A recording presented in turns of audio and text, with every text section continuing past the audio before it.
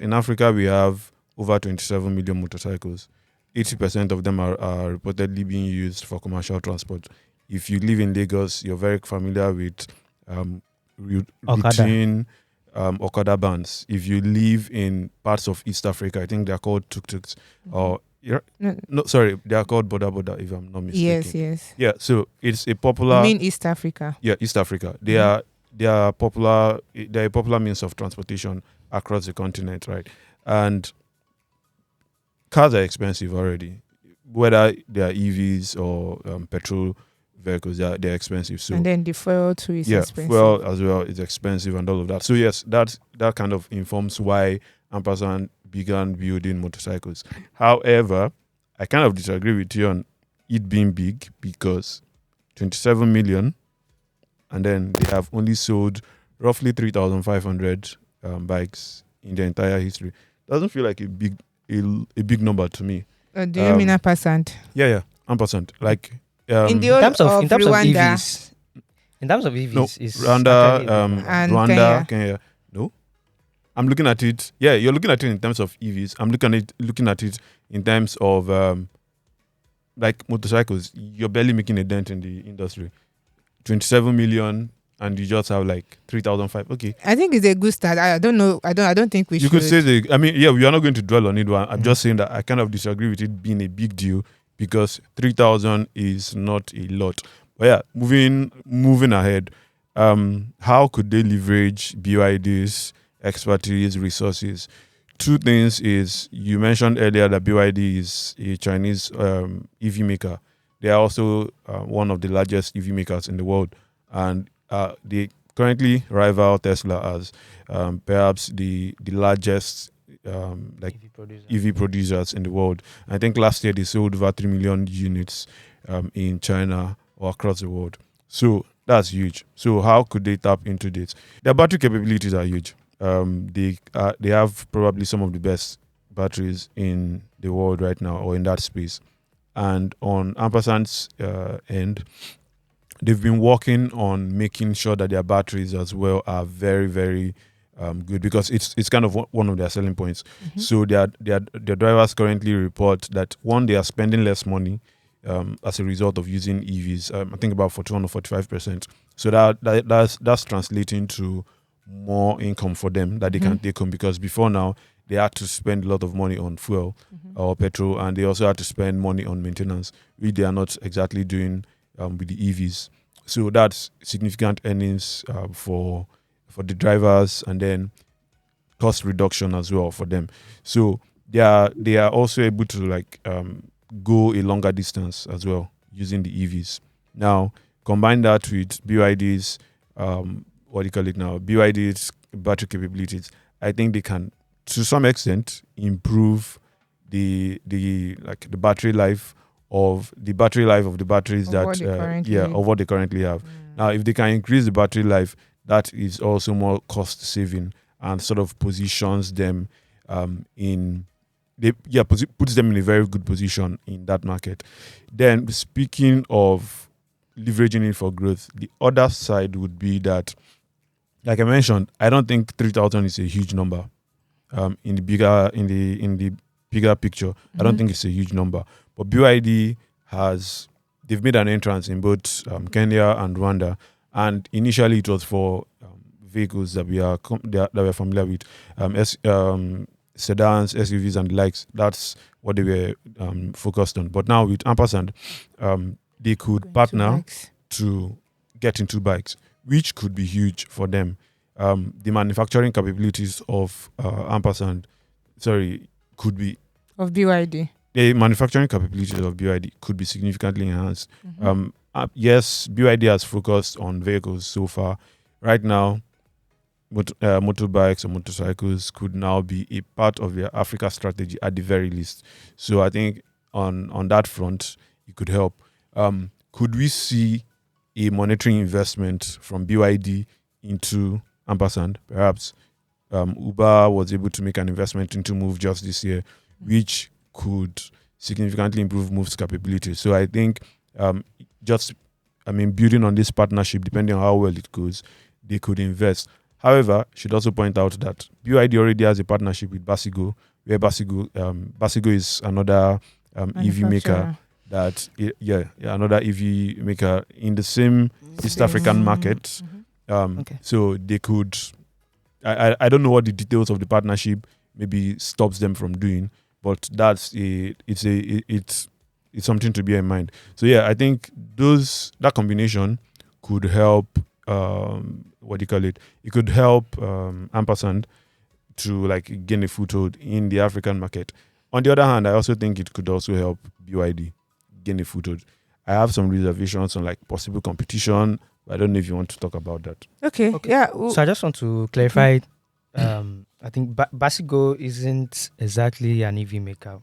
They actually lease EVs for EV buses for companies that are into the transportation business. So they actually use BYD buses. Yeah. So that's what Basigo actually does. So in terms of competition, I think for now the focus for BYD in Africa, at least since they entered Africa, I think the focus for them has not really been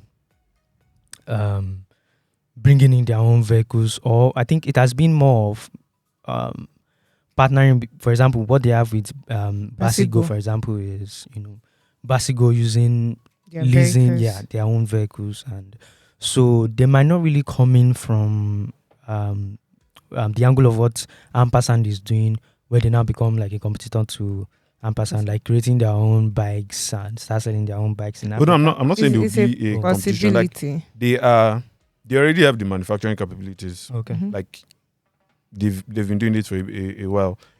Ampersand, on the other hand, yes, they've also been doing it for a couple of years. But imagine a partnership where Ampersand is like, yes, we have the local knowledge. Okay. You understand how Africa works.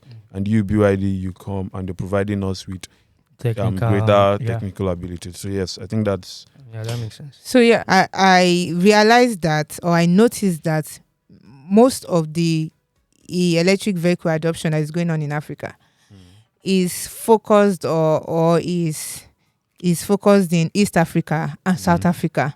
Yeah. I don't know what's going on with West Africa. So, but we can go ahead to generalize that this is increasing electric vehicle adoption in the whole of Africa. But I think we should just look at it holistically before we go. How this kind of partnership and other ones that we should anticipate can have impact generally, like across board mainstream in Africa, instead of the focus on East Africa and South Africa. Or does West Africa have some problems that is pushing e-vehicle adoption away that does not exist in East Africa and South Africa? Yes. So the reason you're seeing Rwanda and Kenya, so when you say East Africa, it's really Rwanda and Kenya, and for good reason. Yeah, but they are looking at Tanzania too. Yeah, I mean, if you have a base in Kenya and Rwanda, you can enter into all of those markets. But just to answer your question, the reason is simple: government policies. Okay. Kenya has dropped import duties on EVs, which makes them easier for you as a manufacturer or as an importer. Rwanda has had like a policy that is geared at increasing investment in that space as well. Yes, so and they are welcoming to those investments. That makes it a no-brainer for anybody who wants to set up in Africa to just go over there. But how can this drive EV EV adoption? So here's the thing, right? I don't know, we are, especially tech people, like there's this obsession with leapfrogging.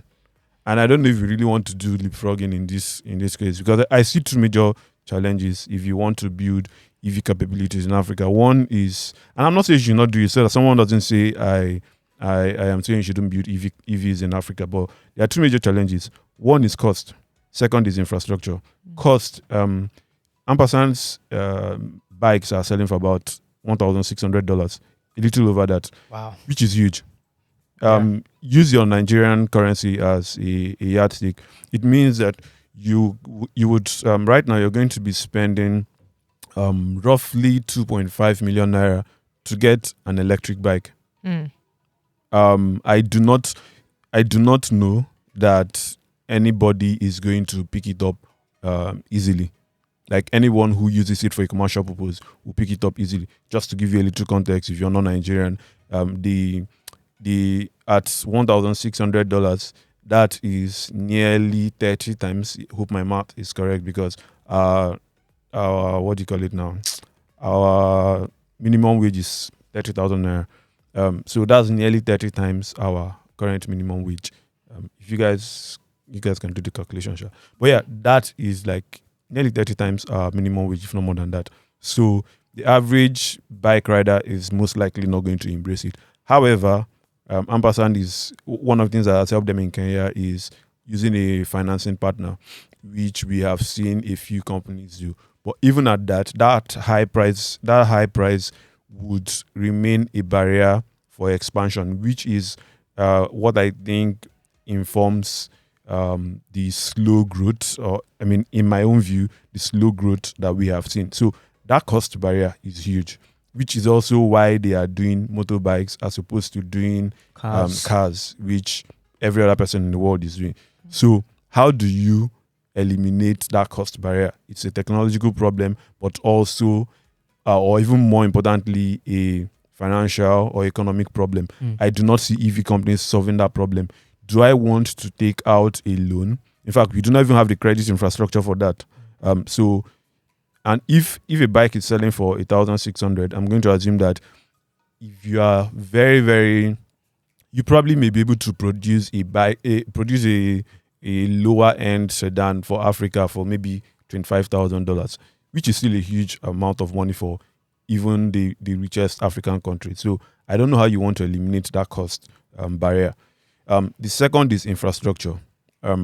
Large parts of Africa are still in darkness, which means, and I mean literal darkness, which means that the electricity needed to power these vehicles is lacking, right? So, but what's it called? Sorry to interrupt you.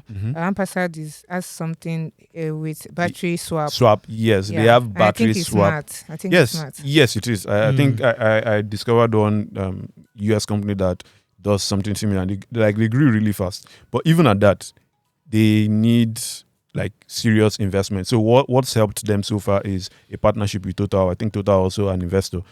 So that's something that has helped them. Can you reduce significantly that infrastructural barrier? I do not think so.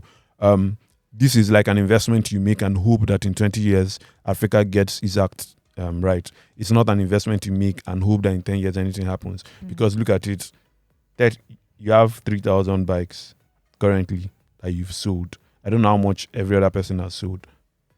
Probably data that we should even look for. I don't know how much every other person has sold. How do you go from 3,000 to 20 million? I'm sorry for being pessimistic, but I don't see it happening. 20 in 20 million? years. Yeah, 20 million. Let's just say you focus on motorbikes alone. How do you go from electrifying? Yeah, that's about the number that I use for commercial purposes. So how do you go from that from 3,000, for example, or okay, for an Ampersand, like how do you go from 3,000 in sales to perhaps $1 million in sales over the next 20 years? Can you do that?